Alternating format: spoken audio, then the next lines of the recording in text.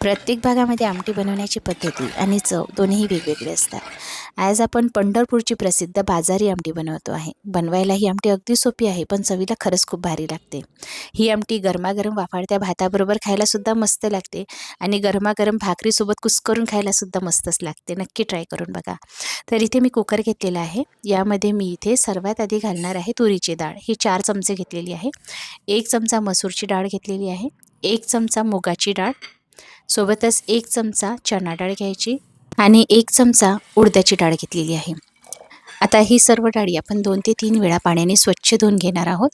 बऱ्याच ठिकाणी डाळी भाजून घेतल्या जातात, नंतर स्वच्छ धुवून कुकरला शिजवल्या जातात. पण इथे मी डाळी न भाजताच वापरते आहे. तुम्हाला हवं असेल तर भाजून वापरू शकता. आता यामध्ये पाणी घालायचं. कुकरच्या आपल्याला 3 ते 4 शिटा मध्यम आचेवर काढायच्या आहे. त्यासाठी कुकर मी गॅसवर ठेवते आहे आणि मध्यम आचेवर गॅस ठेवून मी 4 शिट्या काढून ही डाळ शिजवून घेणार आहे. डाळ आपल्याला अर्धी मॅश झालेली हवी आहे आणि काही डाळ अख्खी राहायला हवी, अशा पद्धतीने डाळ शिजायला हवी.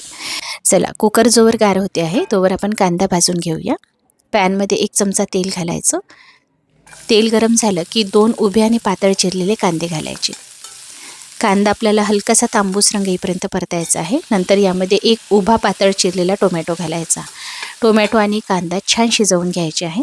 अशा पद्धतीने कांदा आणि टोमॅटो गार झाल्यानंतर आपण मिक्सरला वाटून घेऊया. तोवर आपण कुकर बघून घेऊया. कुकर पूर्णपणे गार झालेलं होतं. बघा, ही डाळ छान शिजल्या गेलेली आहे. चणा डाळ जी आहे ना, ती पूर्णपणे मॅश व्हायला नको आणि सर्व डाळी जी आहे ना, ते व्यवस्थित शिजल्याही गेलेल्या आहे आणि खूप जास्त मॅशसुद्धा झालेल्या नाही. याला स्वतःचा एक दाटसरपणा आहे. तो बघा, अशा पद्धतीने हलकीशी घोटून घ्यायची. हे बाजूला ठेवूया. एक वाटण तयार करते आहे. 15 ते 20 लसूण पाकळ्या, अर्धा ते 1 इंच आलं घालायचं. यामध्ये मी जवळपास 1/4 कप एवढं सुकं खोबरं किसून घालते आहे. सोबतच कोथिंबीर घालायची आणि याचं वाटण तयार करून घ्यायचं. तर बघा, इथे वाटण तयार झालेलं आहे. गरज पडल्यास थोडं पाणी घालून सुद्धा वाटू शकता. आता त्याच मिक्सरच्या भांड्यामध्ये आपण कांदा आणि टोमॅटो जे शिजवून घेतलेले होते ना, ते घालूया आणि ते सुद्धा वाटून घ्यायचं आहे. यामध्ये अगदी थोडं मी पाणी घालते आहे आणि मिक्सरला याचं वाटण तयार करायचं. चला, आता आमटी बनवायला सुरुवात करूया. आमटी बनवण्यासाठी एका पातेल्यामध्ये 2 ते 3 मोठे चमचे तेल गरम करायचं. तेल गरम झालं की यामध्ये सर्वात आधी जिरे घालायचं आहे आणि जे वाटण आपण तयार केलेलं होतं ना, खोबरं, लसूण, आलं, कोथिंबीर, ते वाटण घालायचं. वाटण अगदी मंद आचेवर 2 ते 3 मिनिटासाठी परतून घ्यायचं आहे. आता यामध्ये मी सर्वात आधी लाल तिखट घालते आहे. 2 चमचे मी लाल तिखट घातलं. साठवणीचा कुठलाही मसाला तुमच्याकडे असेल तो तुम्ही इथे घालू शकता. अर्धा चमचा हळद घालायची आणि हे सर्व परतून घ्यायचं. मसाले परतत असताना गॅस मंद आचेवरच ठेवायचा. आता यामध्ये मी गरम पाणी घालते आहे. आमटीला तर्री छान यावी यासाठी मी गरम पाण्याचा वापर करते आहे. तर सर्वात आधी आपल्याला मसाले छान परतून घ्यायचे आहे. अगदी थोडं पाणी घालून मसाले परतून घ्यायचे. कढईने तेल सुटायला लागलं की नंतरच आपल्याला यामध्ये डाळ घालायची आहे. तर बघा, मी अजून थोडं गरम पाणी घातलेलं आहे. आता यामध्ये तयार केलेलं कांदा आणि टोमॅटोचं वाटण घालायचं.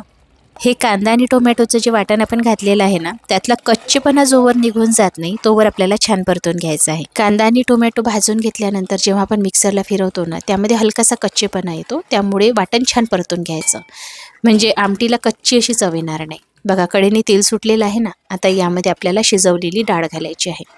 तुमच्याकडे यामधल्या 1 ते 2 डाळी जर उपलब्ध नसतील ना, तर जेवढ्या डाळी उपलब्ध असतील कमीत कमी 3 डाळी वापरून सुद्धा तुम्ही ही आमटी करू शकता. आता यामध्ये चिरलेली कोथिंबीर घालायची आहे. छान परतून घ्यायचं. आमटी तुम्हाला किती पातळ हवी आहे, दाटसर हवी आहे, त्यानुसार यामध्ये गरम पाण्याचा वापर करायचा. गार पाणी घालायचं नाही बरं का, गरमच पाणी घालायचं. यामध्ये थोडं गरम मसाला सर्वात शेवटी घालायचा. चवीनुसार मीठ घालायचं. छान मिसळून घ्यायचं आणि आता 1 ते 2 उकड्या आणून आपल्याला आमटी शिजवून घ्यायची आहे. आता यामध्ये मला गरज पडली होती त्यामुळे मी थोडं पाणी घातलेलं होतं, पण गरमच पाणी घातलेलं आहे. बरेच जण आमटी जी आहे ना, ती दाटसर बनवतात जेणेकरून ती चपातीबरोबर किंवा भाकरीबरोबर खाता यावी, म्हणजे भाजीची गरज पडणार नाही. भाताबरोबर खायचं असेल तर आमटी थोडी पातळच बनवा, छान लागते चवीला. मी इथे मध्यम ठेवूनच बनवलेली आहे, म्हणजे भाकरी असो किंवा भात असो कशाबरोबरही खाता येते. बघा इथे आमटी तयार झालेली आहे. तुम्ही या आमटीच्या वरून तडकाही घालू शकता. जर तुम्हाला झणझणीत चमचमीत आमटी आवडत असेल तर. मी अशी प्लेन ठेवलेली आहे. नक्की ट्राय करा. आमटीची ही रेसिपी कशी वाटली कमेंट करून नक्की कळवा. आवडली असेल तर लाईक शेअर करून चॅनलला सबस्क्राईब करून पेजला फॉलो करा.